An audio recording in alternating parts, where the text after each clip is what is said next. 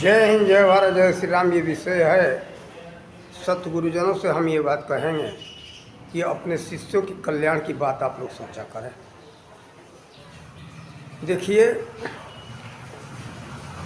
आप सब संत हैं, सतगुरुजन हैं। आप सबका कर्तव्य होता है अपने शिष्य मंडली का कल्याण।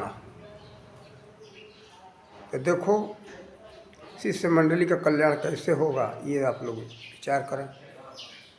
आप लोग किसी भी देवी का या देवता की मूर्ति जो पूज रहे हैं, कोई स्थान बनाए हैं,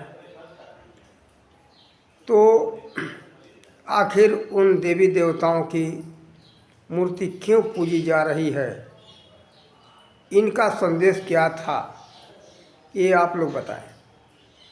जैसे आप मान लो, मधु कैटव क्या कर रहा था? अत्याचार कर रहा था। तो माता काली आई, उसका नाश किया। दुर्गा आई, उसका नाश किया।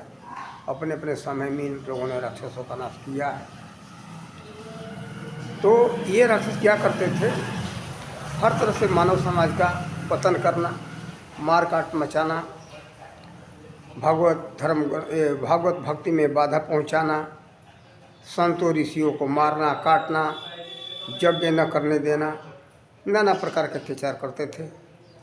वही जो है कि ताड़िका सुबाहु के समय में हुआ, रावण के समय में हुआ, तब प्रभु श्री राम आई, इन सबको नाश की। नाश करके उसके बाद में इन लोगों ने यही तक नहीं किया, नाश नहीं किया, अध्यात्म का स्थापना भी किया है। भगवान श्री राम अपने समय में मार्गदर्शन दिया भागवत भक्ति के विषय में। कपिल देव जी आए तो कपिल देव जी भी भागवत भक्ति का मार्गदर्शन दिए, अध्यात्म विद्या का स्थापना किए।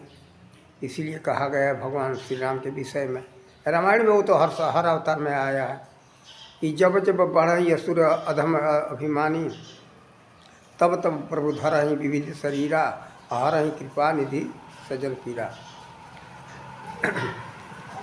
तो देखो,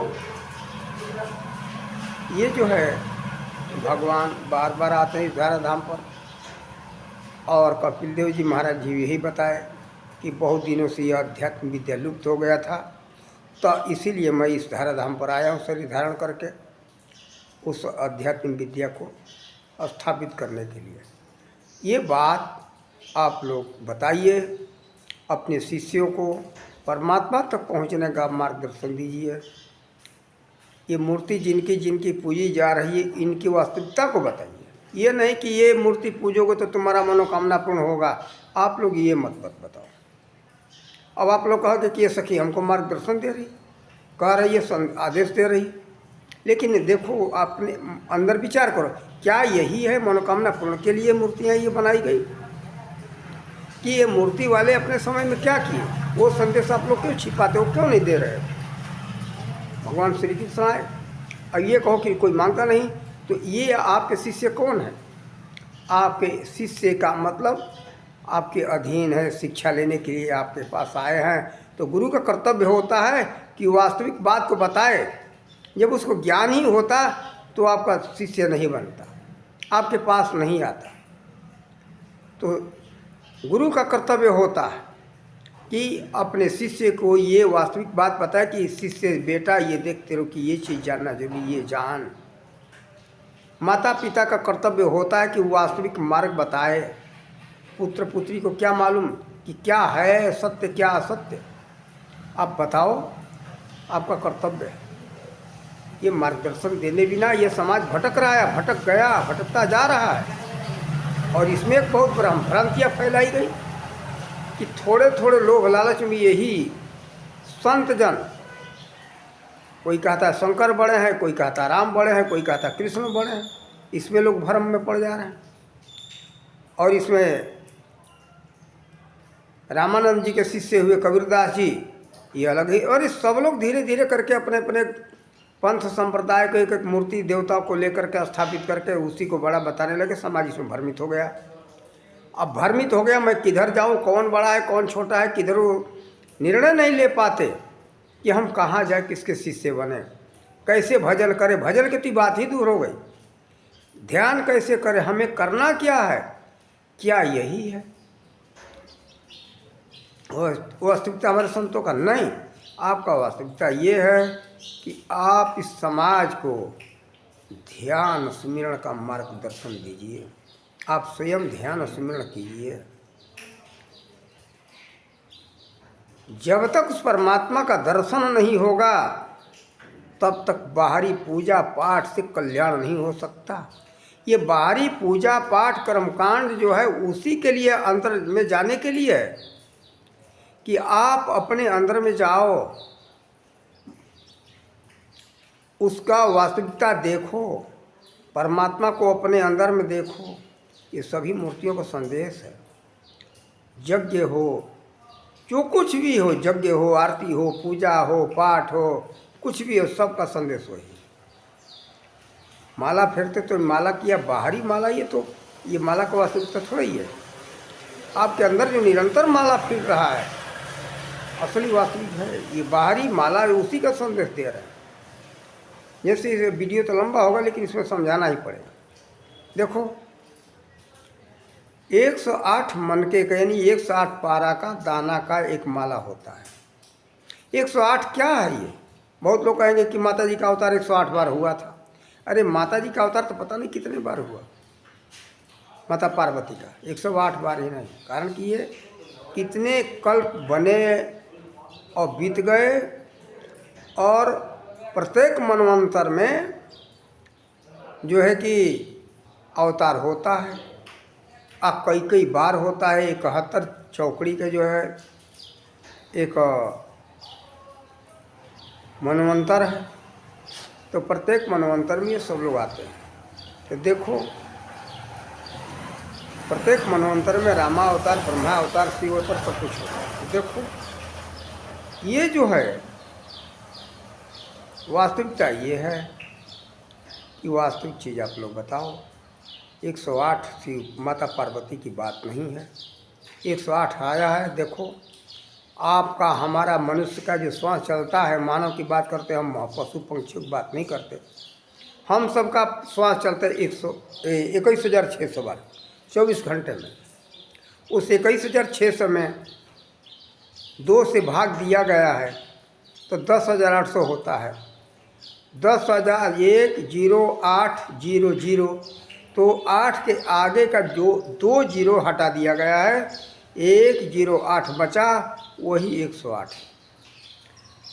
तो देखो 21,800 मनके का अगर माला बने तो बहुत वजनदार होगा। दूसरी बात, माला का वो वास्तविकता तो है नहीं। तो 108 को बताने के लिए, संदेश देने के लिए हमारे सबके ऋषि महर्षियों पूर्वजों ने ये एक नियम बनाया। इससे हमारा आने वाली पीढ़ी से सीखे और समझे कि ये है क्या, 108 है क्या, और माला का वास्तविकता क्या है। भजन करना है। देखो आप माला फेरते हो तो माला को पलटते हो, कहीं किधर, दाहिने तरफ पलट करके फिर बार बार पलटा जाता है। तो देखो पलटने का मतलब ये है, इसलिए कहा ब्रह्मानंद जी ने, निरंजन माला घट में फिर दिन रात, ऊपर जावे नीचे आवे, श्वास श्वास चल जाता। आपके अंदर बार बार श्वास ऊपर जा रहा है, नीचे आ रहा है, उल्टा फिर ये है। इसी के अंदर वो राम नाम उच्चारण हो रहा है, सुमिरन हो रहा है। सुमिरन आपको करना नहीं है, सुमिरन में मन को जोड़ना है, उसको देखना है कि कैसे हो रहा है। जैसे टीवी के पर्दे के ऊपर या सिनेमा हॉल के पर्दे के ऊपर आपको कार्यक्रम चलाना नहीं होता है, आप चलाते नहीं, कार्यक्रम चल रहा है, उसको आपको देखना होता है। ठीक इसी तरह से आपके अंदर आरती भी हो रही है, पूजा भी हो रहा है, और भजन भी हो रहा है, सब कुछ हो रहा है। उसको देखने की आवश्यकता है, उसको सुनने की आवश्यकता है, तब आपको लाभ मिलेगा। तो ये बाहरी जितने कर्म कांड है वास्तविकता को दर्शाने के लिए सब चित्र हैं। ये जो माला हो, पूजा हो, जो कुछ भी है, सब आपके अंदर हो रहा है। क्या आरती आप करते हो उतने देर के लिए आरती हो रही? आरती तो निरंतर परमात्मा का शुरू है। आप जाकर के देखो, तो ध्यान लगाओ, तब जाकर के उस शांति से बैठोगे, देखोगे तो समझ में आए। लेकिन ध्यान लगा करने की विधि मालूम होना चाहिए। तो आपके अंदर निरंतर हर कण कण में, आपके अंदर नहीं, सब कण कण में निरंतर हुआ आरती पूजा पाठ सब हो रहा है, आपको करना नहीं, केवल देखना है। आप कोई साज बाज बजाते हो आरती में, तो वहाँ अनेकों साज बाज रहे हैं जिसका सीमा नहीं है। इसीलिए कहा गया अनहद नाद, उसी का ये भाग है अनहद नाद। अमृत, पंचामृत आप रखते हो, आपके अंदर वो पंचामृत भी है, आपको मिलेगा। आप जो एक ज्योति जलाते हो छोटी सी, आपको देखो कितना बड़ा ज्योति है वहाँ, जिसका आदि अंत मध्य रहित है।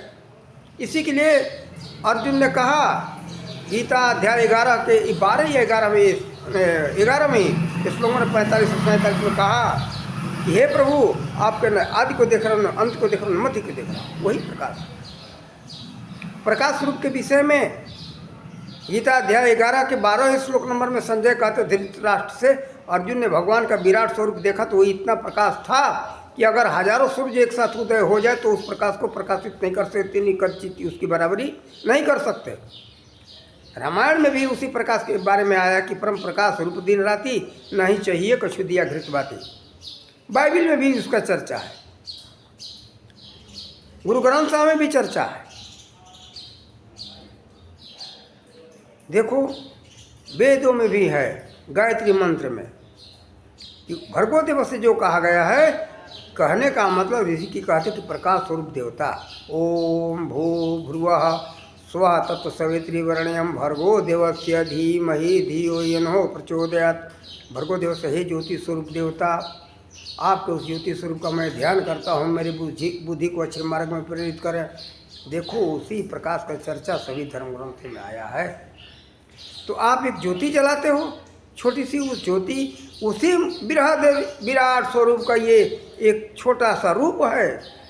आरती ले लो, आरती ले लो का मतलब ये आरती देखो, इसी ज्योति स्वरूप तुम हो।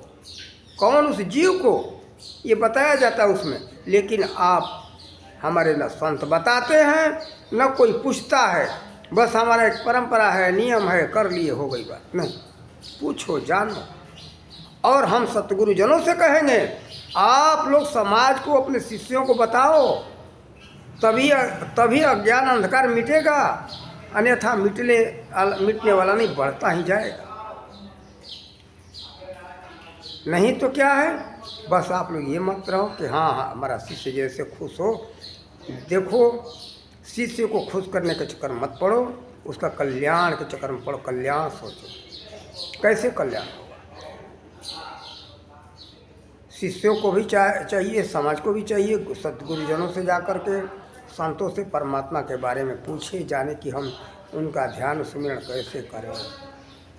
वास्तविकता को पूछे, और हम सभी संतों से ही कहेंगे वास्तविकता को बताओ, नहीं तो समाज में अज्ञान अंधकार बढ़ता जा रहा है। और संतों के ये ज्ञान न देने के बारे में एक अलग वीडियो बनाएंगे, क्यों नहीं दे रहे हैं इसके बारे में बनाएंगे। इन्हीं शब्दों के साथ वाणी का विराम देते हैं। जय हिंद, जय भारत, जय श्री राम।